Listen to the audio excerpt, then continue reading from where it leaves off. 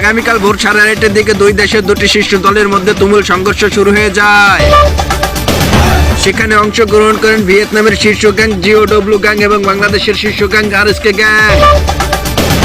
সেখানে প্রথমে জিওডব্লিউ গ্যাং এর চেয়ে আরএসকে গ্যাং এর সদস্য একজন বেশি থাকলেও পরবর্তীতে তিন জন সমান হয়ে যায়। জিওডব্লিউ গ্যাং এর এক সদস্য প্রথমে চেনাইপারের মাধ্যমে কুট্টুসকে চাঁদের দেশে পাঠিয়ে দেয়।